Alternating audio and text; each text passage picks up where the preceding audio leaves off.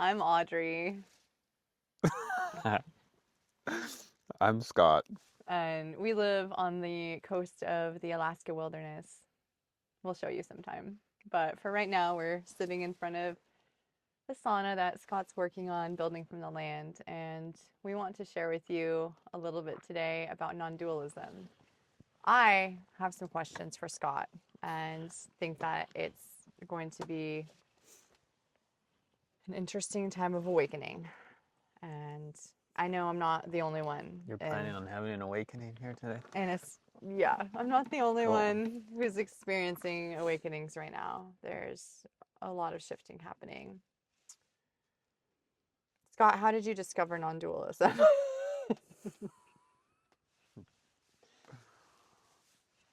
Um, I grew up in Christianity and felt really unsatisfied in it and was having, I would just say, intuition or some sort of message inside myself that said this was not the, there was too many contradictions I was observing inside the religion. And so I felt compelled to look for answers, and I went on a search in my early 20s, I guess, trying to find answers to those burning questions inside that were just sort of feeling unsettled, like I was not in, I did not have the ultimate truth. And it manifests in a variety of ways, but Mm-hmm. it drove me to try and find things that felt like the truth. I Yeah, knew that what I did understand about life did not feel true. right. I knew that, and I didn't know what the answer was, but I went looking for it. And my first step was a baby step out of Christianity while still staying in Christianity, which was studying the teachings of Jesus, Mm-hmm.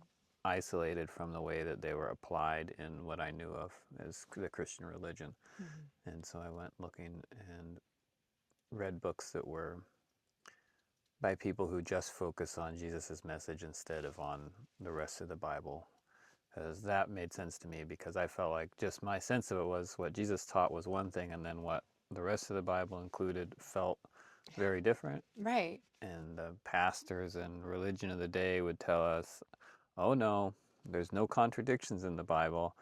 And I thought, well, it's nice for them, they have that view, but that's just not the way I experience this stuff. So Mm-hmm. I went looking, and my guide was just what felt like truth. Anytime I found something that felt like truth, I had a I had a little infantile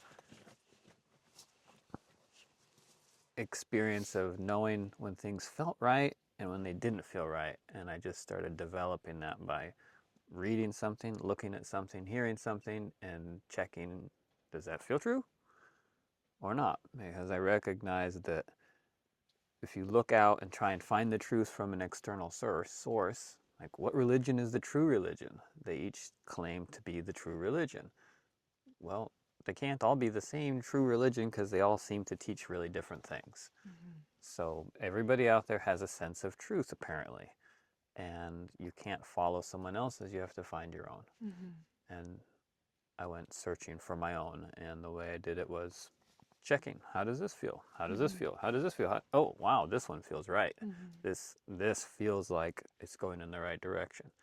And so that was how it felt with Jesus' teachings. Honestly, I felt like this resonates with me. This feels like truth. It Yes. doesn't bring up that mixed up feeling. It doesn't make me feel uncertain, and I feel like I could die in peace knowing that this is what I pursued. Yeah. And studying Jesus' teachings revealed that the messages that he was sharing, sort of as I went further and further into that study, it sort of opened the doors to other things. And what I eventually realized after a few years is that what I would say, the end of all religions kind of end in the same place, Mm-hmm. actually. Mm-hmm. But I never knew that. And it's not something that's readily available to the average person practicing a religion, is this idea that actually Buddhism and Christianity and Catholicism, they actually like do tend to end up in a very similar spot, which Mm-hmm. is like total to surrender to a supreme being that like dissolving the sense of self or separateness into the one source. And they Mm-hmm. say it in different ways, but if you take out the religious terminology, you see that it's actually kind of the same thing. And the least religiously tangled up version of that I found in what's called non-dualism, which I would say the most concise and clear, the least religious um, presentation of it is, and the most developed also is it's called Advaita Vedanta, which is like a Indian or Sanskrit, or maybe it's Buddhism, I don't even know, but it's kind of functions separately of all the religions, Mm-hmm. though you could say it's a religion, but it doesn't feel like one at all because there's no church of it, there's no Mm-hmm. structure of it, there's no um, Bible of it, there's not even really a teacher of it. There's been many, and I get the same messages about it from many different religions. And Mm-hmm. so I call it non dualism. A lot of other people call it non dualism. Uh,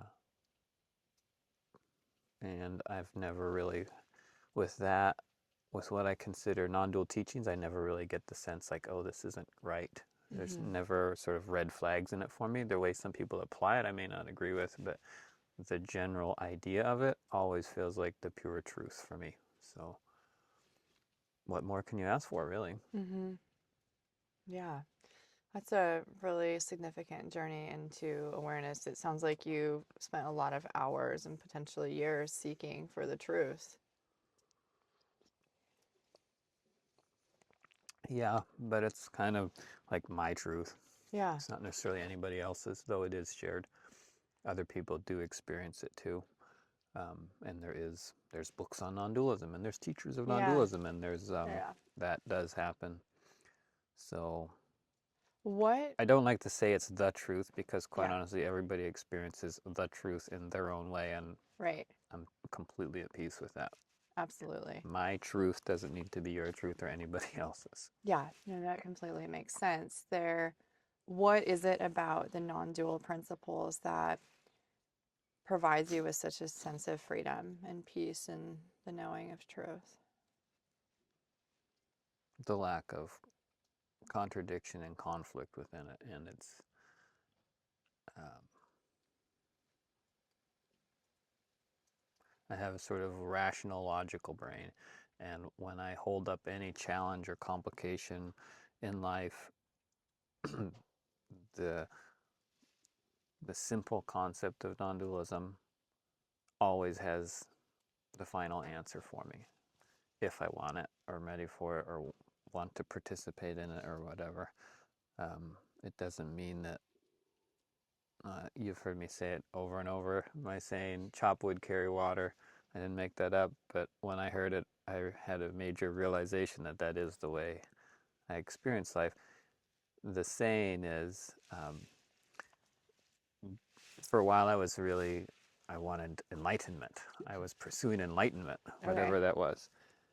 And at some point I came across this message, before enlightenment, you chop wood and carry water. After Mm-hmm. enlightenment, you chop wood and carry water. And to a person who's seeking enlightenment, that's a real mind bender, like riddle that can't be solved. Right. What do you mean? And the message in it is that your life before and after enlightenment may appear exactly the same. You may have a completely different experience of chopping wood and carrying water internally, but you might still be chopping wood and carrying water. Mm-hmm. And it's a simple analogy for everything. Mm-hmm. And you can apply it to, you may be a passionate photographer before enlightenment and after enlightenment. Mm-hmm. It realizing the truth of who you are doesn't mean that you become something different. Ducks just landed.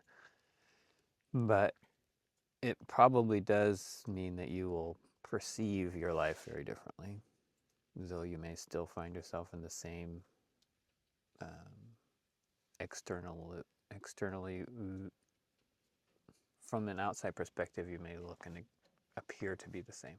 Yeah. I don't even know what your question was at this point. But Yeah, no, it's okay. I'm just coming back into like the personal truth of relating to non-dualism, and I'm just curious, like, in what experiences in life, like, what is non-dualism? If you can explain it to somebody who's maybe has no idea what it is, mhm. how does that clarify a truth and a knowing within you and help you experience something different? Like, what happens? We were talking about non-dualism. I thought, what if she asked me what non-dualism is? Do I have an answer for that? You can look it up online, and there's lots of good descriptions Yeah, of it, I'm sure. But sure. Just what's your understanding? I can share mine. I have yeah, a lot less of a depth of understanding than you do, but I have some one of the basic knowledge. challenges of studying non-dualism or anything is that it's literally so simple Right. that your mind Exactly. is like, okay, let's untangle the complex riddle of life and why am I alive and who am I and what is the cosmos Right. and what is nature, and it wants to your mind wants this to be complicated and difficult and worthy of your effort to tease it apart through, whatever. The mind, the Yeah. ego mind.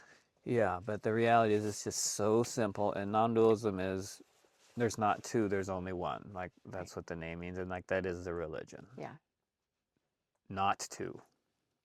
And the two that we generally would first think of is myself and anything else, um, whether it's other people or nature Yeah. or God or earth or anything.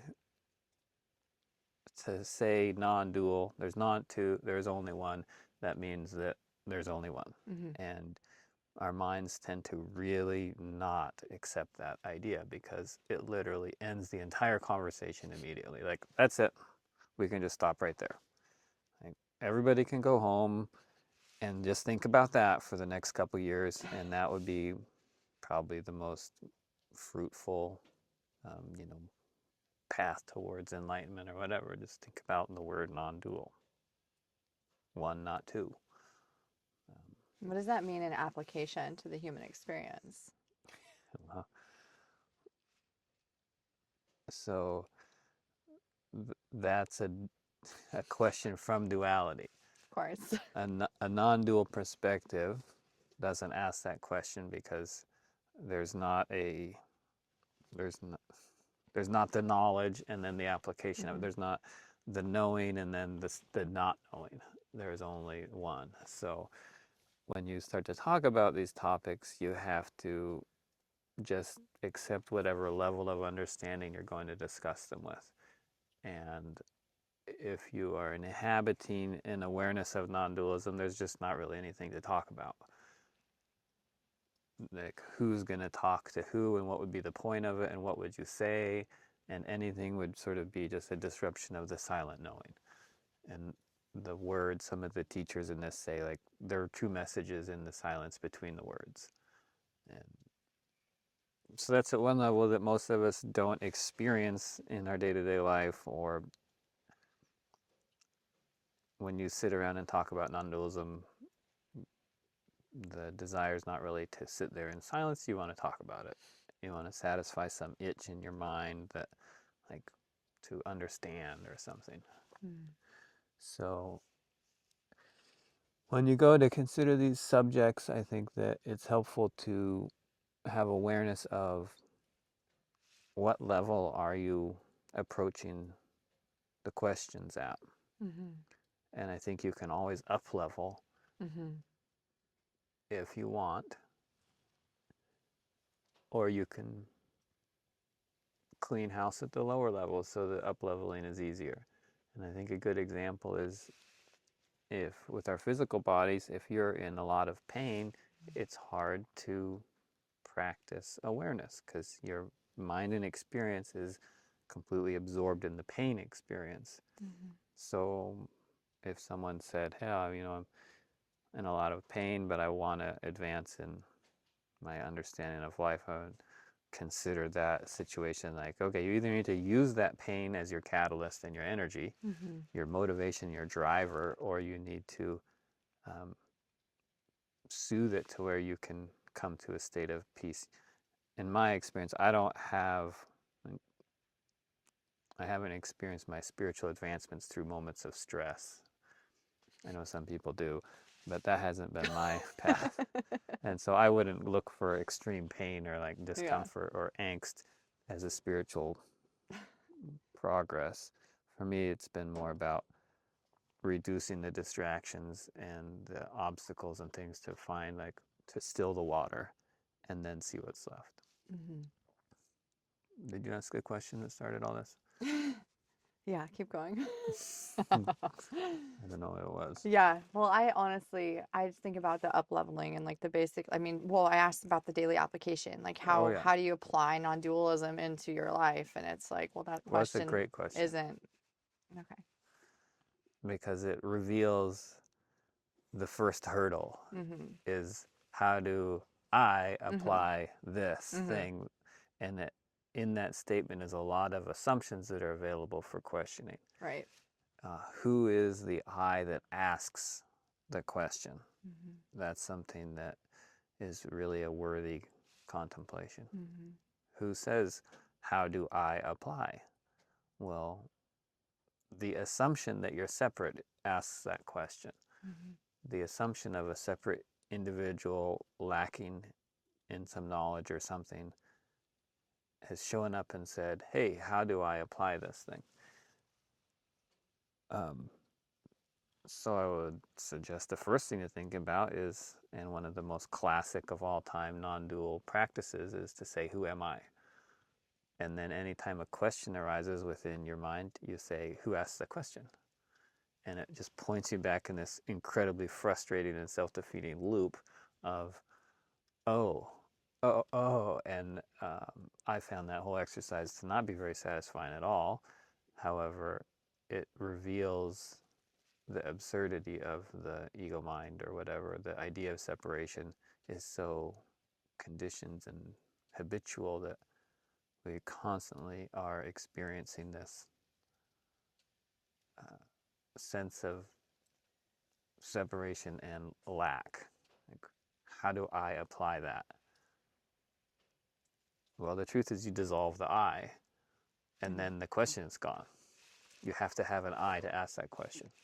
So how do you dissolve the I in the human experience and still go about your day-to-day life? I think all these questions are funny because they're all so familiar to me. Um, Like familiar as in you've asked them before, or I've asked them before. well, I've asked them of myself. I've wrestled with those questions. Yeah, me too. Um, Many times. say it again. How do you go through the human experience not attaching to the I, or how do you I, participate in this experience of life while having non-dual awareness? Like you ask yourself this question, well, you're going to go around in circles, well, then what, you just stand here and you just don't live? Like how, if there's no separation, well, it doesn't matter. It doesn't matter if I just get off of this call and go lay in bed for the next 40 years, and it doesn't matter, that's right. you know? That's the existential crisis of the ego right there. Yeah. So how do you apply non-dual awareness and still live in this human experience? Do you have to change your whole life? Do you have to go on like a 60-day meditative walk across the desert?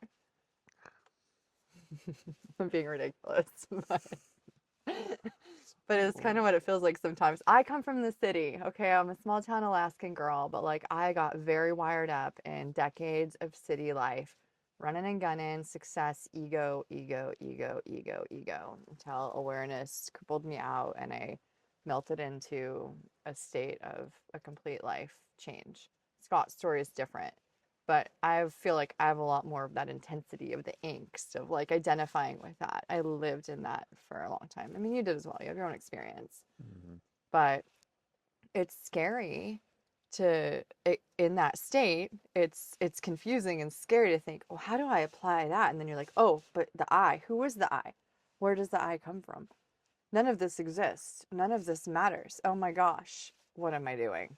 Oh, I guess I'll drink my tea and have a nice chat with you. I'll keep chopping wood and carrying water with that awareness that the weight is, there is not that separation. There's nothing there for the ego to prove. There's no attachment or human identification that we're supposed to be having. That's my simple, boiled down, not super deep description of like what I try to do, having the non-dual awareness that I have, but because I struggle more than I feel like you probably do. It seems like in our life, it seems like I struggle more with the crisis of the ego versus the awareness. Um, so how do you do it? Because it is so seamless for you. I mean, I very rarely like we spend a lot of time together, and I very rarely see you caught in ego. I think maybe I could count on one hand how many times I've seen that over the years. Well, I think it's everybody has a very unique path in this, and it's a rediscovery of yourself. You're not discovering something outside of yourself or something Mm-hmm. new. It's Exactly. it's really an uncovering of what has always been there all along. Yep. And I don't know, I had this sort of a vision, I would guess, or thing at one point fairly early on in my non-dual journey is I imagined life was like riding a train. Mm-hmm. And this is kind of goofy, but this has really worked for me. I really went back to the same thing over and over. It was like a story that played out in my mind that helped me rationalize and bring together this kind of ego, rational, analytical, how do I, and what I felt like I was learning from the teachers and books and things I was absorbing. So I imagined, I'll share this thing. I don't think I've ever told this to anybody and had them actually be like, oh, yeah, that's helpful. Might but, be you. but You might be the first one. you asked it, and it's like, this was my journey. There's two real things that in that stage of questioning, like you just shared, that I can look back and go, yeah, I remember Lower that. level. Well, whatever. It's you don't. There's not an individual ego that becomes enlightened, or something of that sort. It's just the ignorance gets drawn away, and it's an act of grace or God. There's no person goes out in search of wisdom, this type of wisdom, and finds it and becomes better for it. Mm-hmm. All that happens is layers of ignorance dissolve away, and you realize it was always God, Right. universal source, energy, the cosmic one, whatever it is. Mm-hmm. It has and always will be everything. Mm-hmm. Your discomfort in experiencing the ego, your desire to discover more awareness, Mm-hmm. your path getting there, all of it happens within the one. Mm-hmm. It's all, there's not the human and God and the human trying to get to God and God trying to bring this is all God. The whole thing is. And so it's just a little game happening within the creative consciousness of the universe or whatever. There's not whatever inspiration and motivation you have is God's expression. And whatever obstacles you have is also God's expression. And so, anyhow, back to my story, whatever that means to you, is that imagine you're on a train and it's parked in the train station, it's not moving yet, and you imagine that it's going to go on a journey somewhere. This is kind of the way the ego is like, I'm a person on a path of life and I'm going to end up somewhere, and there's a process to getting there. And when you are identified in the ego mind way of seeing, you might be like, man, I want this train to get going. Like, well, let's go. Come on. And so imagine, if you will, you're sitting there in your seat and you're like, come on. We got to get going. That Angst, feels like whatever, me lately. energy. And then you start, and lo and behold, the train starts to move. And your sort of ego, like self absorbed, only self aware not seeing the big picture of how life really works, would think, it's working. I've now created movement in the train because I was thinking hard about it. I was trying. I was like gritting my teeth and flexing my muscles. And then the train started to move. And you would very easily think you're moving it. And it sounds stupid, but like, this is how dumb your ego is. It would think, I'm moving the train. And you might be like, let's go faster. Here, come on. In your mind, you're thinking like, here we go. We're doing it. Okay, focus, stay focused. Don't lose track of this. We're making it. Look out the window like, yep, it's working. And you could live for years like that. And you think that I'm the one getting out of bed in the morning. I'm the one brushing my Mm-hmm. teeth. I'm the one going to my job. I'm the one being loving to my children. Mm-hmm. I'm the one helping at church, whatever. I'm doing this, I'm doing this, I'm doing this. And as long as you are chanting that to yourself, you'll believe it. Mm-hmm. You will think you're moving that train. Mm-hmm. And then one day, this is how it felt to me. I just like, for a second, I thought, what if I don't do it anymore? Mm-hmm. What if I'm not powering my life? What if Mm-hmm. I'm not living this life? What if it is just, what if the train is actually moving by itself? Mm-hmm. It's a scary thought Mm-hmm. because you literally think, when you're inhabiting this ego identity, you literally think you're responsible for your life. Right. And that's the most common experience of being human and the most retarded, stupid, like completely ignorant and idiotic, every dumb word I can think of. That's what that is. Because you literally don't even know how you breathe. You Mm-hmm. don't really even know how to beat your heart. Maybe you're into science and you say, yeah, I know how to beat. But like, there's millions of things happening in your life every single moment that you have zero awareness of, and they're sustaining your existence. But for some reason, you think, your ego thinks, that if I stop, what will happen? Well, most of your life you never started. The train started moving before. There's ducks. They didn't like that. Before it was moving on its own. You may be thinking that you are propelling your life. You may be thinking that you are the source of the events in your life. But the reality is, your life is living you. You're not living it. You are just somehow, for some reason, identified with these little micro snippets of it. And you have created a sense of identity, a separate sense of identity around those very selected little things. When it starts to rain, nobody goes like, oh my gosh, I can't believe I'm raining. We just choose not to identify with that. We don't sit here and think, oh, good, beat me hard again, did it again, still breathing, this is great. We just accept that some of these things are beyond our control and they just are there. And this sounds dumb to talk about it like this, but the reality is it's dumb to think that you're living your life because it doesn't make sense. There's millions of things that are obviously completely beyond your control influencing your every action.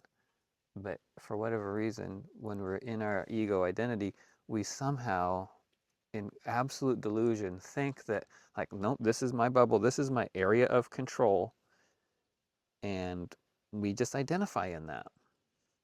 And so back to my little train thing, for me it was like, wow, what if life is living life and my main problem, the main source of most of my anxiety or stress or discomfort is actually not what's taking place, but it's the belief or idea that I'm somehow responsible for it or that it's me doing it.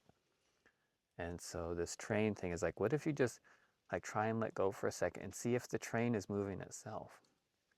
So to address your question of like, how do you apply this in real life? That's one of the ways that it worked for me was I started to think, what if I quit identifying with little parts of life and just like very tentatively let my hands off the wheel a little bit? Like, is this thing driving itself? Is this like, So am what I does not that in mean? control? Like, give me a specific example. I know probably like many of our viewers, I'm thinking like, well, how do I just let my hands off the wheel of my job or my marriage or my kids and still show up I got the and answer for you. okay. So you're not doing it. I know exactly what that feels like because I wrestled with that same thing. And this is another one of these like embarrassingly simple things that nobody's going to want to do because it's like uncomfortably revealing of the truth that you've lived your entire life in a delusion. And this is going to break it down. You could end that in 10 minutes if you would let yourself. And That's that's a really embarrassing. big claim. That's, I want, we should take note of this. Let's, 10 minutes. Okay, what is it? Depends on how strong-willed you are. Okay. But I love it. if you get into the mindset of let that question of like, well, what if I just quit? What'll happen? Yeah. Really feed that flame a little bit. Let that get going. Like, what is that question? That question means like, what if I just went, to hell with it all. I quit. I'm going to be non-dual aware. And in your mind, you're like, I've asked I would him this literally, question before. I would literally become a vegetable, right? Like your ego tells you if you did that, this would be the rest of your life. Yeah, and then you're like, yeah, but you'll have to go to the bathroom. Your body's Hang gonna on, need. let me tell my own story. Sorry, And so just give up. Just give up right now. Go ahead, call your own bluff. There's Eddie, our ermine. He's turning brown. Oh wow, where is he? He was totally white last time I saw him, and now his back is starting to turn brown. Hi, Eddie. Wow, he's really changing And color he has the fast. black tail. He's always in the black tail. Oh. Awareness. No, but this is silly, and it's painful. And I would be amazed if any of you out there watching this video do this. And if you do, I would love to hear your experience. And I tried this a lot of times, and it's like embarrassing because it's like getting called out so bad by yourself. You're calling yourself out. It's embarrassing. Like you don't even want to face the fact that this could be true. This is my experience, and I'm acting like everybody's going to have the same one, and I honestly don't know because I've never actually convinced someone to try this exercise. 10 minutes to enlightenment could be yours today if you do this one thing. So just decide that you're going to quit. To hell with it. Just quit. Quit life. Like don't even kill yourself. Like don't even bother committing suicide. Just quit. Right now. And whatever that means, like lay on the floor and never get up. He's told me to do that before, and I've tried. What happened? Well, you get a little uncomfortable. Your body takes care of the body. Okay, well, this is the message that you end up receiving, obviously, is, well, okay, I guess I'm not really interested in this anymore. Like, I'm kind of hungry. Or I need to go to the bathroom. Or, oh, shoot, I left the tea kettle on. Like, something happens. The doorbell rings, the phone rings, you get cold. Like, something happens. I promise you, something will happen. Maybe an eagle lands on the front yard. You're like, oh, I can't believe an eagle landed, or whatever. Something will happen in your life that you will find yourself like, I'm going to get up. And maybe you'll be like, you'll get so hijacked by it, you'll just get up and forget that you're doing this exercise. Or maybe you'll sit there and go like, what am I doing? This exercise will end for you, I promise. You're not going to sit there and compost on the floor. And if you let it, it will end. If you observe the end, you will see that you didn't create it. Whatever comes up will sprout of its own accord, of its own energy. It'll reveal itself. It's a manifestation that like comes up out of the ground. And whether it's a distraction, a desire for more comfort, feeling cold, whatever, it makes no difference. But you'll see that there's an impetus for movement or action that you did not create because you gave up. You said, I'm not doing anything anymore. Right. And then something is going to happen, and it's not going to be of your creation because you decided not to create anymore. And of course, you could get lost in the weeds and be like, well, I actually decided that I wanted a cup of tea, and I, you can do that, but that's like cheating on the whole experiment Hmm. because you have to commit to it. In order for this to mean anything, you have to say, no, I will, in fact, not do anything. Yeah. And your ego is the absolute expert at telling you, no, you did do something. You did it. You decided that you were uncomfortable. Therefore, you. And that's how it sustains its imaginary existence for your entire life. But if you let that experiment run its course, and maybe you have to keep doing it over and over, but the fact of the matter is, you'll end up finding yourself back doing your taxes and cooking dinner, and you'll be like, I can't believe it. I thought I was going to sit on the floor forever. But if you're like me, that experiment will always fail because it always does. But what you can learn is that, wow, uh, things just happen. Life actually is just living. The train is actually just moving. You just are in the habit of identifying with it. And if you decide to no longer do anything, you'll come to face with the very uncomfortable realization that you actually never decided to do anything and life was just living. And somehow in the mix of that, you decided you were living life instead of the obvious truth is that life was living and you were observing it. You were aware of it. So, how can I wrap this all back up? How do you apply a non-dual perspective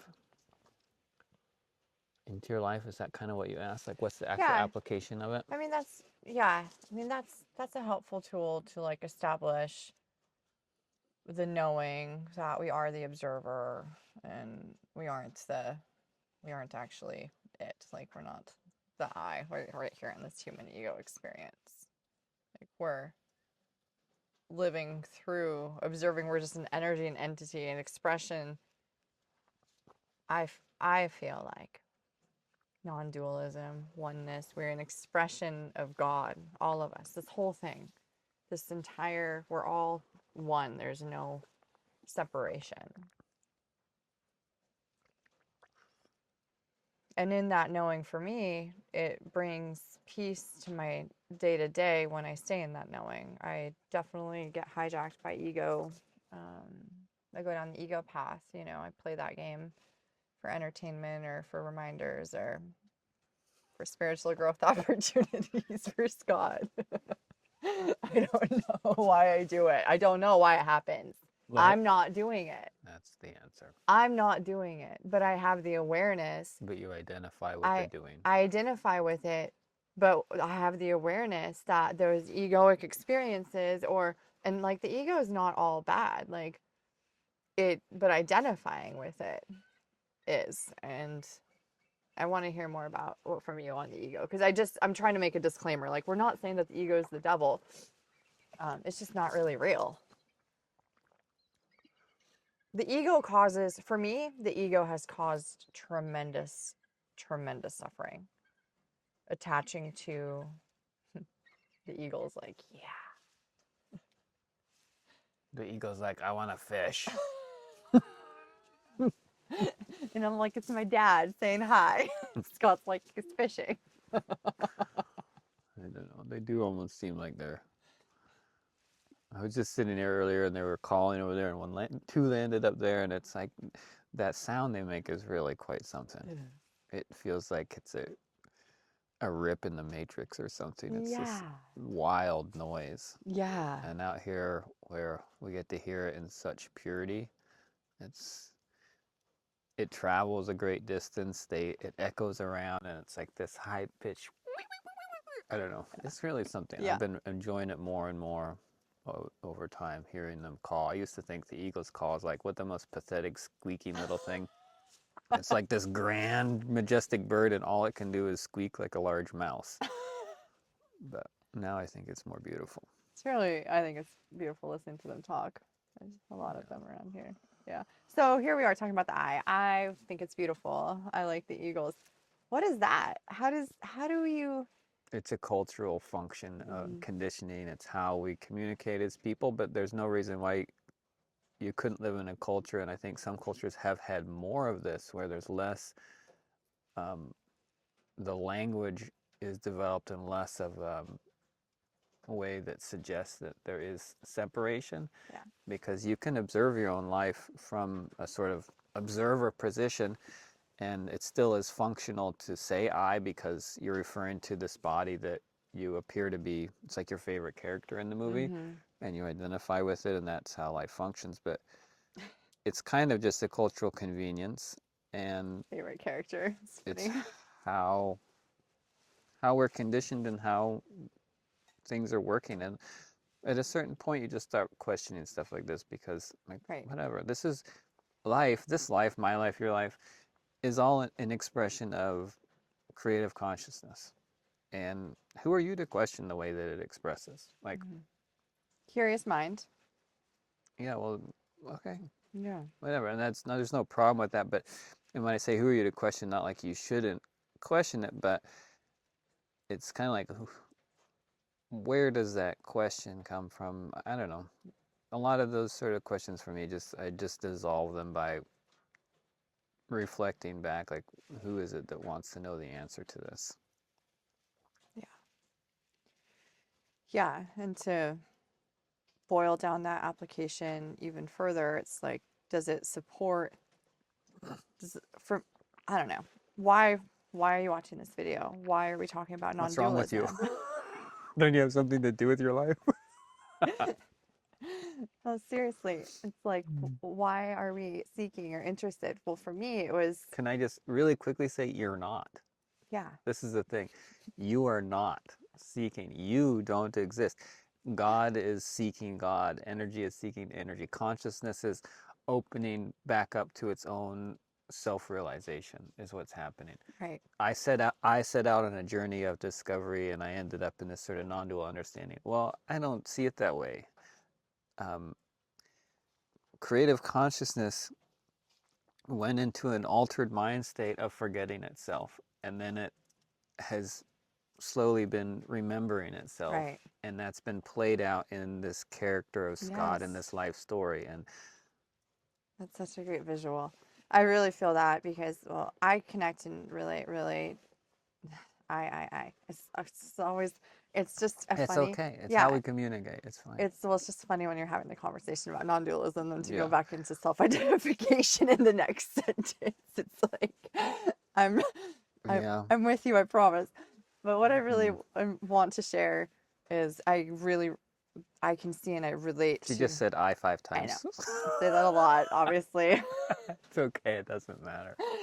But when we're born, when we come into this human realm, this earth, this lifetime, this experience, uh, the veil just is very thin. It doesn't exist. We don't identify with an ego. We don't even have an ego. We don't identify with an I. And Scott and I were just talking about this earlier today. And so he has an interesting way of describing it, which was helpful for me. Um, I have a little bit of a different experience, but it's kind of along the same lines. And it's where when you're born, it's like you don't identify and you don't really attach to anything. You're just kind of primal, but you're still like very spiritual in nature. You're still just connected energy source. You're still that expression of. And then we start to identify. And Usually the first thing is with a preference. yeah, A preference develops for one thing versus another thing. Instead of just accepting every experience as it is and yes, being in the state of an observer, there yes. starts to be a, like, whatever, the baby wants to eat now. It Hmm. doesn't just experience hunger, which results in a cry. It actually identifies or Yeah. somehow becomes conscious of the desire, and it's not just it. It no longer becomes just like uh, what do you like, cause and reaction. It becomes like there, it become starts to become an identity in Hmm. there. Yeah, exactly.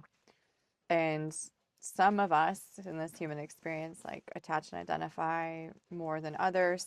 Some of us have there's some of consciousness expresses in ways of seekers and those that feel connected and feel the veil to be thin. But I just love what you just shared about kind of forgetting who you are, forgetting that you are consciousness, going into a state of identification in this human realm, and then coming back to remembering, because from a spiritual perspective, like that's why I believe like that's the whole point of this game, is like remembering who we are, remembering where we came from, remembering that we're not separate, remembering that this is all an expression of God. This is all God, source, consciousness, awareness, all of it. And we suffer, the world suffers, and we suffer when we identify, attach, think we can change, think we can control, think it's our responsibility, feel guilty, feel shame, feel exuberant love, joy, lust, whatever. Like attaching to any of those things creates suffering in this human experience because it's like forget. Who does the attaching? I don't know, but Who attaches to those things and then suffers? consciousness, the ego, it's the ego expression that's attaching, but it's not separate from, it's still part of the the natural evolution of this journey of this movie that's playing out. So there's really no finish line. There's no goalpost. There's no like you get to a certain age and check the box and you've made it. It's the there's no number on the scale to hit. Like because there's no right, there's no wrong, because there's no separation, there's no difference. It's all just one. So So what are we so talking why are about? we how do we live? Well, who asked that? Yeah, exactly. So then how do I? Oh wait, I just decided I don't exist, and now I'm trying to figure out how I do something. Well, I have to say it's confusing and complicated when, like, in this human expression and experience that I observe and participate in, I value connection, I value conversation, I value like those things energetically feel good. I like connecting in those realms. But that's if I'm identifying with this human experience, that's what I experience. And so a lot of the non-dual like principles could potentially, as Scott says, what is there to talk about? Well, there's really nothing to talk about if we're gonna just be awareness, but we're also awareness in the expression of human form being played out. Right. It's like the exercise of sit on the floor and do nothing. Right. Well, if there's nothing to do, then I'm going to do nothing. And Right. then you quickly realize, wait, how come the doing keeps happening when I decided I was going to do nothing? Right. And it's really uncomfortable to come face to face with what that means. Maybe you're not doing, and maybe you never were. Right. Maybe you don't exist. Mm-hmm. Yeah. So Yeah. everything, life is one of the teachers that helped me a lot. His name is Muji, and he Mm-hmm. has a saying he likes to say, "Life, let life take care of life." And I Yeah. have repeated that to myself thousands of times Yeah, I've heard because that quite a bit. it is such an incredible exercise. Anytime that there's worry about something, let life take care of life. And it's a reminder that, well, it's silly because let life take care of life, like as if there's an alternative. Right. Is there some alternative to Well, that? no, your ego may think like Yeah, it thinks that attached there to is. it. Uh, it's a reminder from spirit to remember spirit, I guess. Yeah. So I did want to tell, so I gave you the example of the train, which, sorry, that probably doesn't work for most people. It worked for me, and that's totally fine. I think it's good. Maybe it'll inspire I think it's someone good. to recognize their own story or mental exercise or whatever that can be similar. You might have something similar that Mm. could guide you. But there's another one that is also equally powerful. I said there was two, and there really is. The other one was much like the idea of laying on the floor and do nothing. What if you just decide not to have any more thoughts? Hmm. Also, again, it's comical because we all know that that's absolutely impossible, and it calls your own bluff. We tend to identify with our thoughts, and we think that we create them. And it's an unanalyzed belief. It's a belief that basically every human in Western society, anyhow, that I've come across, believes that they are responsible for their thoughts at some level. And there's exceptions to this, obviously. Some people feel like, they're run by externals or drugs or mental imbalances or whatever, traumas, things like that. But at some level, everybody I've come across, myself included, had some level of thinking that the things that appear in my mind, I'm responsible for. And we certainly have the habit of saying I thought, I think, I feel. And included in that statement is the sort of assumption that it's of I's own creation. So just like with your body, you can, when you are feeling like, well, what will I do with my life? Usually that means like, what will I do with my body if I decide to give up? And then you come to realize, gosh, it's like your body is living without you. Mm-hmm. You just are thinking that you're living it, but maybe it's just living. So the same thing with your mind and your thoughts. Okay, go ahead. Since you think you control your thoughts and you take responsibility for them by like beating yourself up, I shouldn't have thought that. I wish I had. I do this. I don't. We live in this like my thoughts are mine. I create them. And in 30 seconds, you can prove that wrong. Okay, stop having thoughts. Stop thinking. Stop thinking. Did I've any had like did 20 random thoughts just while you're talking, and I'm like, shut up. did any thoughts come in? Okay, where did they come from? Did you create them? Like, where's your thought creator at, and how do you control that thing? Like, if you're creating those thoughts, like, how are you doing it? Show me the mechanism. Like, turn it They can off. be influenced. Okay, well, influence doesn't come from I, it comes from external source. So, Right, anyhow, right, however this works for you and however you interpret it in your own experience, it's a really easy way to prove that you have no control of your mind. right. And if you don't control your mind, if you don't control your thoughts, then what's left of you? Everything that we experience is basically experienced through thought or feelings and the identification with those things. So if you go through life for 10 minutes a day, months, a year, watching your mind, and a thought comes up in your mind, this is my experience, I assume it's pretty universal. A thought appears in the mind, and the next thing is identification with it. Oh, I had this thought. But the same thing, a thought can appear in the mind, and the next thought can be, oh, look, a thought. It's equally relevant and reasonable to, instead of identify with the thought, to observe the thought and go, oh, there's a thought. And from that position, you can really quickly realize, oh gosh, these thoughts are just coming up. Like they're just coming up all over the place. And there's this thought, there's that thought. And these thoughts that are like desires, they tend to result in actions. These thoughts that are appearing like raindrops out of the sky, they tend to result in these types of actions. Mm-hmm. And pretty soon, instead of thinking that you're doing all these things, you start to recognize like, oh wow, I used to identify like I'm hungry and then I eat and I would think I'm hungry and then I would go get the food, and you can start to see, oh, the thought or feeling hunger appears, and then the action is inspired, go get food.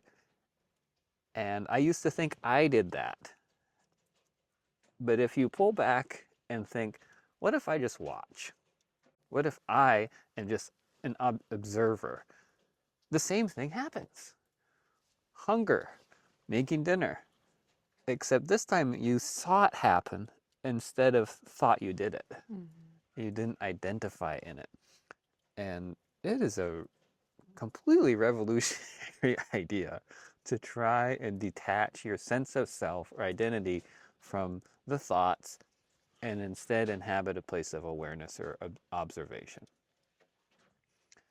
And this is when the chop wood, carry water thing really becomes so significant, because you might realize that the same thoughts, actions, feelings, they just keep happening. And it's like, oh my God, they were always happening.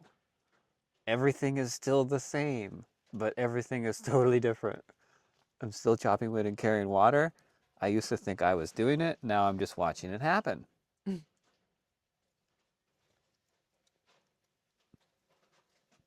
everybody asleep yet? No, I'm just thinking like, and then And the then what? and then the experience of life dissolves into nothingness, and then you have peace. Even if you cry or you grieve, You you can. feel you can have peace. It's total freedom Yes, because you're not lost in everything. yes, exactly. And that is the part that feels applicable. Like I said, I go back into the ego mind, I think, a bit.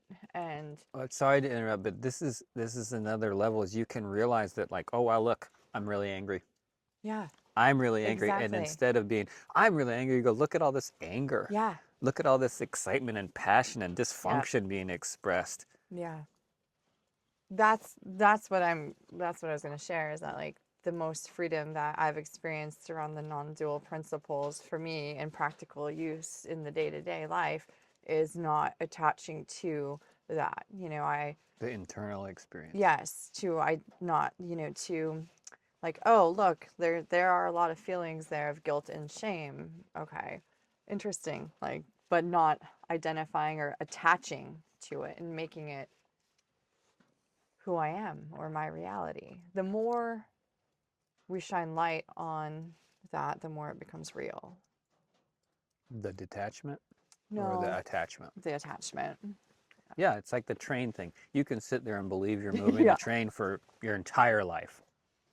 And you'll be like, yeah, it's really the way it works. Sometimes like I think it's going to go faster and it doesn't. Like, I Right. don't know what's wrong with this.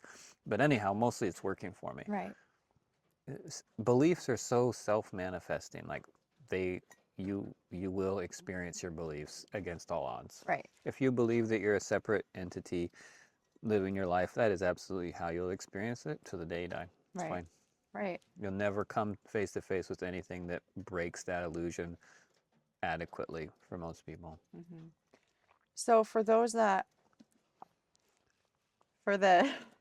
collective whole of this human experience, that we're on a spiritual journey, path of evolution, how do you even express that in a non-separate way of speaking? Express what? The spiritual journey and the spiritual evolution of the human experience. I'm just thinking, like, from the very beginning, if you're just learning about non-dualism, if you're just like really feeling pained and disconnected in your life, and you're attaching to your ego and you're attaching to those experiences, how can you experience this peace just like right now? Because the idea for the ego mind of this is not real, I am not real, I do It's not terrifying, huh? exist. It's like, oh my gosh, yeah, oh, I was thinking, like We're so we're used to just so, identifying. I mean, we have created a world But like what about dinner? If I based don't on make it. dinner, who's going to make dinner? Yeah. Who will feed the kids if I don't do it? Yeah, and it's like, Good question. yeah, and it Really a good question, actually. Who will? Go ahead. Figure that one out. well, and then just back to the reminder, I think your exercise of um just back to the reminder that the energy is going to keep moving anyway. Like, you're going to get up off the floor, you're going to need to go get something to eat, can bring some sort of peace. But if you were just to share like one or two lines, or just Help. for the novice, the ones that are just, just really suffering. Well, I don't talk about non-dualism with very many people because, quite honestly, if you're lost, if you're totally lost in your identification and your story, if you Yeah, believe so hard that you create your thoughts yeah, and you are the one powering that train, if somebody walks by you in that train and is like, hey, dude, this thing's got an engine, it's driving itself, you yeah, can relax, you'll be like, oh, don't distract me. yeah, yeah, You don't do that. You don't understand or whatever. And look around, there's 12 other people in the room here with me doing the same thing. Like, society and the way that our culture is, like, we're all in it together, right, supporting each other's delusion generally. right, And I don't think it's that way. I mean, if you look into it all, some of, like, India is an example. There is a really different culture there where there is a lot more surrender of the personal identity. Like, I've never even been there, but I've read enough about it and can see how it manifests in their society too, and in other societies as well, where people don't live in such an I, separate, individual, solitary identity. They recognize that their expression of life is more influenced by, and they may identify in a family. They may like kind of have their sense of identity in their family or in their religion or something, and it's a step towards it for sure, and they can exist in that more. But in I grew up in Alaska, and I grew up in very, like, maybe one of the more extreme senses of like individual entity. Like, Mm-hmm. I'm very independent. I very much have this I is this body and this mind only, and there's nothing else that I am connected with. That's how I grew up. And I think a lot of people in what we call like Western mind are that way. So it's even harder to even comprehend the idea of letting go a little bit of that, because it is such a like ingrained, conditioned part of our experience and existence. So like, if you're in intense suffering, how do you start to the solution to end suffering is just letting go. Yeah. The suffering is in Surrender. the holding on, but how do Exactly. you start to let go? Mm. That's a really good question. The suffering is usually there to help you. Exactly. It is a source of energy and Teacher. motivation to take actions that might feel uncomfortable. Yeah. And it's very, very individual Yeah. for everybody where they're at. And I would say that one universal message that I've experienced over and over in life is, if you're having an experience, any experience, happiness, sadness, anger, love, whatever it is, it's energy. It's a form of energy that you're aware of. And the more intense the experience is, the more energy there is. So, like, extreme discomfort will motivate extreme action. If you find yourself in the Alaskan Ocean in the winter, the speed and the power with which you will act to get out of that situation, if it was accidental and you didn't decide to do it, will be really quite something. Yeah. You will be able to achieve incredible feats Yes. uh, with that incredible motivation. So if you are in an experience of intense suffering, you are in an opportunity to channel that energy into doing things that you would not normally have the power to do. Mm-hmm. If you're sitting on the couch with a full bag of chips and your favorite drink, you're not going to be very motivated to do very much. And Right. you won't have the mental fortitude and power to propel you to break through some patterns or barriers or whatever. So if you're lost in identification with your ego and all this stuff that we're saying somehow like feels kind of true, but is like seems completely unapplicable, focus on whatever energy you do have and try and steer it towards something that feels more positive. Yes. More in alignment. If you're super mad at your sister for what she did to you yesterday and you just can't stop thinking about it, Not you, Karina. It's not. This isn't real. I haven't talked to my sister in weeks, but it's just an example that's maybe relatable.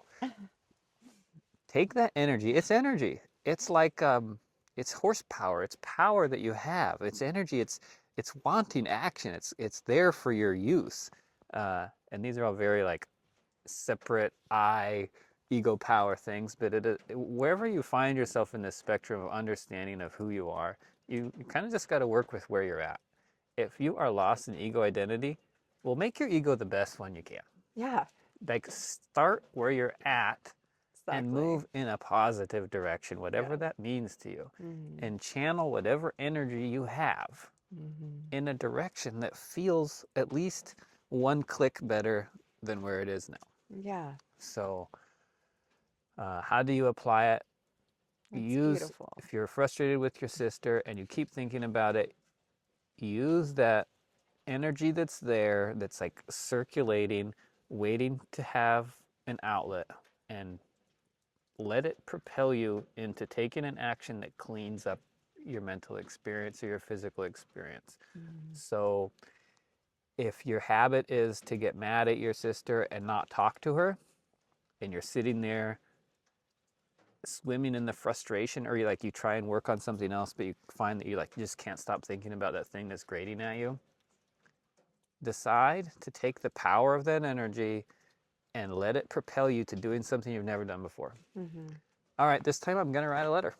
This time I'm so mad, I'm going to call her and I'm going to tell her how I feel, but I don't want to do that because last time I did that, or when I did that this time, it hurt. But harness the power of where you're at, whatever suffering. If you're in suffering, harness the power of the suffering to break some barriers, do something uncomfortable that you know is the right thing to do. Mm-hmm. Yeah, move the energy in a positive direction. For me, I had my own weird examples of that. I actually went through a period in my life where I became just so sick and tired of being lost in a human experience. And this is, I think, very unusual and not something that most people really experience. Is I felt like I'm so sick of being human. Like I'm just Mm-hmm. tired of the plodding through the day to day, Right. participating in life, Mm-hmm. and just I felt like a dead man walking. I had a great life. Everything was working out for me well. Um, so much to be grateful for, but just felt like, buh, like why, what? And I came to the realization I'm just sick of being human. I'm so sick of identifying as a human, Mm-hmm. and I got no reason. My Mm-hmm. life is wonderful, Mm-hmm. and I used that energy and that desperation to try and find an answer, to try and figure out, like, okay, well, let's channel this into something. So I just got back on the horse towards trying to find some sort of meaning or realization in life that eased that pain. That pain was the motivator to drive me deeper into awareness and understanding. Mm-hmm. And at this point in my life, I'm in a different phase. Like I'm not in that phase anymore. It was a phase. It was very clear, very powerful. The Mm-hmm. energy was motivation and power to push through it. What it actually did for me is that I was pursuing business success, and it made me break the patterns of living where I was just working hard, Yeah. working, Mm-hmm. trying to achieve something. And with that, like angst and frustration with being human, it's a whole nother topic to Yeah. discuss that. Yeah. But I was able to break the pattern of doing that. And I could make myself just sit on the couch and marinate in that feeling for long enough to where like I had to do something about it. Yeah. And without that angst and that energy, I would have just kept Yeah. trying to be successful Yeah. for a hollow goal that I knew was never going to satisfy. Right. That was my version, and it's super like, poor guy. He didn't feel good about his success in life. What suffering. But for me, that was where I was at. Very It fortunate. makes sense. Yeah. No, I understand that. I don't think you're alone in that. I think that's a common human experience from, I mean, it's like you push and you push and you push and you work and you achieve and you still don't, Don't you still feel feel like you empty. arrived. Yeah, you haven't arrived. Same thing happened to me, just in different ways, and I chose more suffering along the way, or experienced more, or whatever, observed more.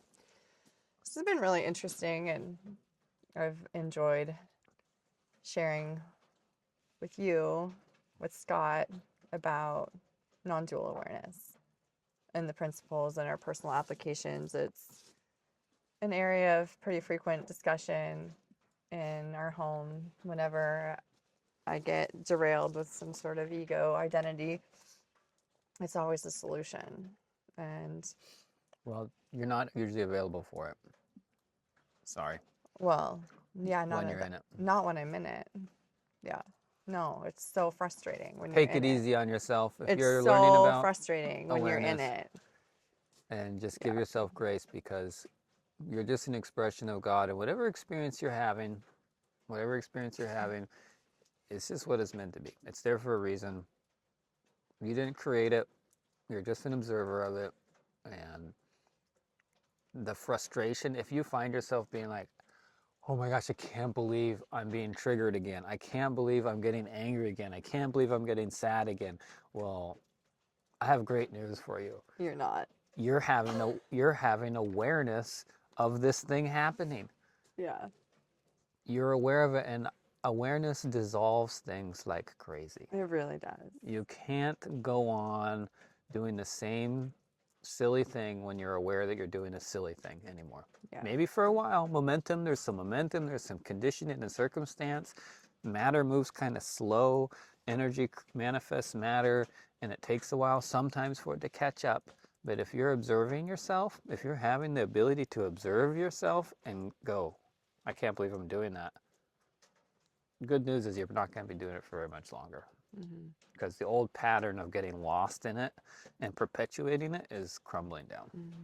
Yeah, that's for like the physical and the externals. But what about the internal state of mind? And well, there's not internal and external.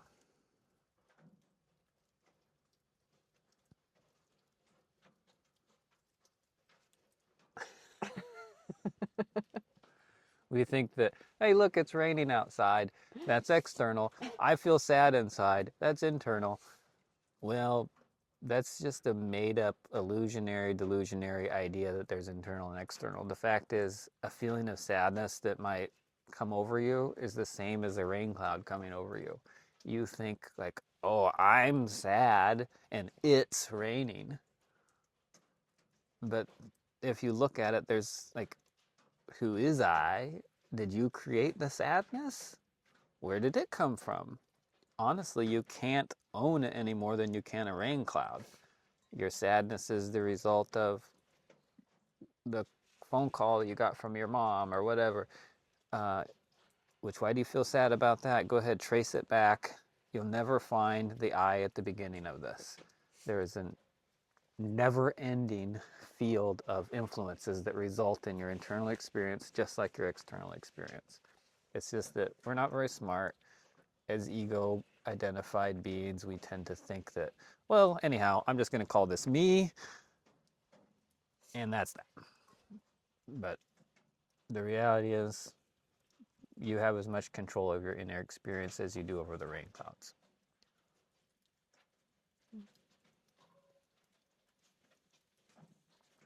You're just really used to identifying with it and thinking it's you. And if you're in discomfort or in suffering, you can use that energy to shift your experience. Yeah, it's energy from the source. It's there, and you will observe. It's helpful to look at the simple ones. The feeling of hunger arrives. The action of getting food arises. Same, that seems really simplistic, but that's the way it works. Like, it's a pretty easily recognizable pattern. Well, what about the feelings of sadness? The or feeling grief? of sadness arrives. The feeling of grief arrives. Or the experience of grief. Okay. It's like a cloud that comes in, and then does something happen? What patterns do you recognize around it? Can you answer that? Yeah. It feels like it just kind of like grayscales life's experience, and instead of living in the awareness and just the peace and acceptance of like this amazing reality, it just like kind of blocks and shadows. It brings a shadow. Yeah. And it feels like a shadow energy and doesn't feel particularly good. And I know grief and sadness are a very common human experience. Yeah. Yeah. And they are perpetuated often by identification with them, but whether that's the case or not, it doesn't really matter. They still appear. Yeah. Yeah. It's just like babies get injured. Yeah. And why did that happen? How come this baby didn't do anything to deserve that? Yeah. But it happens. Like, Yeah. If you feel like it, you can question that and try and figure out, or you can just stay in an observer state and go, oh, look, sadness. Mm-hmm. You know, if you're curious, you can look at it and see, where did it come from? Why is it here? Maybe you'll uncover a belief that Mm-hmm. it's manifested by, and maybe you'll change that belief, or like, what, I don't know. Doesn't matter. Oh, it's raining. Why is it raining? Oh, go ahead. You can study that and figure it out. Like, oh, this was sunny over there and it made moisture into the air. Like, yeah, okay. Interesting. That's fun. It's still raining. And that may be your experience of like, gosh, you know what? I'm sad a lot.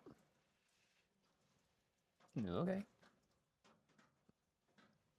Well, I can't stay sad for very long. I know, especially not in awareness. And this is the Yeah. thing about I do experience sadness being the and it colors observer, me over, but is not for when more you're than a day. able to sit in awareness of your negative experiences, Mhm. they just don't tend to last. Yeah.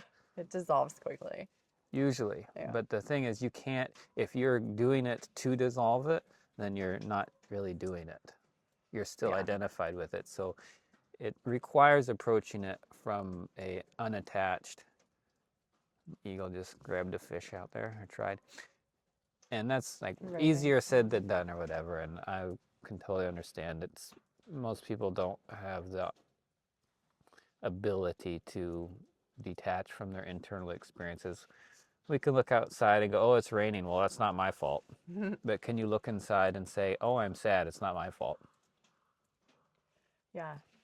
I mean, it's true. I've had the pretty intense grief experience twice. Once with, and both with sudden deaths. Once with my dad and once with my brother. And attaching and identifying and fighting and feeling like I shouldn't and it should be different to the grief with my dad was worse than experiencing the grief itself. Yeah. Instead of just being aware of it and observing it. And so with my brother this time it's a different situation, but it's also felt a little lighter for me just in the day to day because I've been able to observe and it's present. It happened, it comes and it goes like the rain or the storms, but not attaching to it or fighting it or identifying with it has been very healing and very freeing. It takes the life out of it. I would say my experience of it, if you have a repeating negative experience and you can reach a state of the observer or awareness of it, it's like stopping putting wood on the fire. When you step back and see it for what it is and don't attach into it, it like just naturally dissipates. It's the unconscious participation in the patterns that tend to perpetuate them. And when you, like if you, back at this, like if you find yourself frustrated with your sister often and you're lost in that experience, Not true. I love my sister so much, but has anyway, nothing to do with her sister. I'm identifying. But I'm trying to be relatable. I know, If sorry. you find yourself in an experience often, and then you one day start to look at the experience like, oh wow, look, there's that experience again. Well, it'll like crumble the foundation of that experience. And maybe for a while it will keep happening, but it just will not survive. Nothing survives in the light of awareness. And if it does, you don't care. If it's like, oh wow, look, I'm still mad at my sister. Okay, let's say my uncle. I'm still mad at my uncle. That's funny.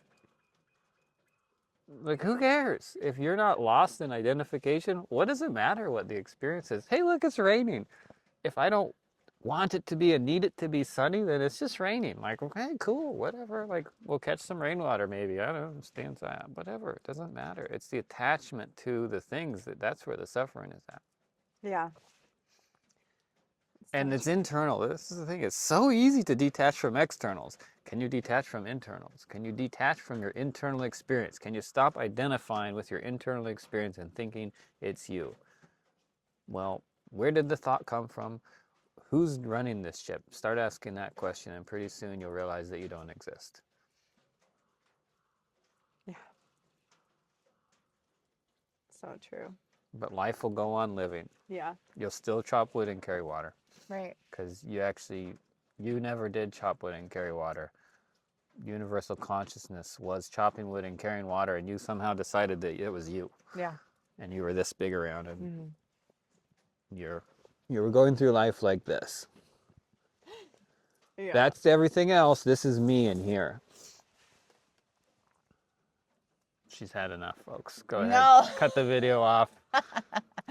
No, I love it. It's so good. It's just chilly, and It's getting getting chilly. it's Good rain coming. yeah, good rain coming. We'll show you the view real quick before we get off. But the ravens and the eagles and the crows, just this last little push of sharing, I just felt like they were like applauding in their symphony of speaking and their vocals. There was so much energy. That was wonderful. Just watching the eagle fly around over Yeah. there. A lot of eagles around today. Yeah. We're so blessed to live in so much incredible nature. Just sitting here, I'm watching ducks. I see a seal over there, an eagle flying around. There's two in the tree up there. Just really incredibly fortunate to be bathed in such beauty of nature, and it's a really soothing environment. Yeah. And I'm really There's an happy. eagle flying over right now. Oh, wow. Yes. It's a big one. It is a big one. They're all big. I'm just really happy that we were able to share our first non-dualism chat with you. I believe there'll be more to come because this is the ultimate for me. This is the ultimate. This is the ultimate experience. Everything else is just, as Scott likes to say, rearranging deck chairs on the Titanic. Your ship is about to sink, but you're acting like it's worth getting things tidied up.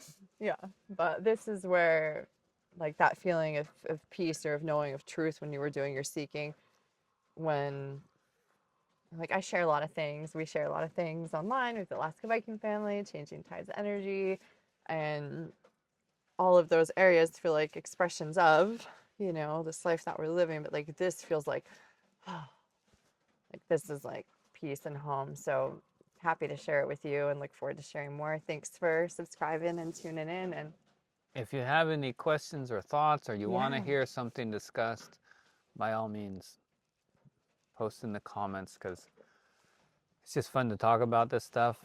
I feel like it's the most interesting thing in life to discuss, and I have been on I guess like a 20-year journey, slow and steady, through a lot of iterations of this path, and had a lot of experiences of my own and overcome a lot of my own struggles around it. And to clarify, I don't really identify like these are my things of what has happened, but I've observed a lot of things happen in the path for myself and a little bit for others, and it's fun to talk about it. It's a fun reminder for me to stay it's a good reminder of what's important in life and what's worth focusing on. Exactly. And, the more that it gets fed, the more intention and energy goes into it, the more it blossoms, and that's a good thing. Yeah, I agree. The eagles like it too. It's getting colder now. The wind is coming and it's raining harder, and I'm starting to shake. Yeah, okay. Bye.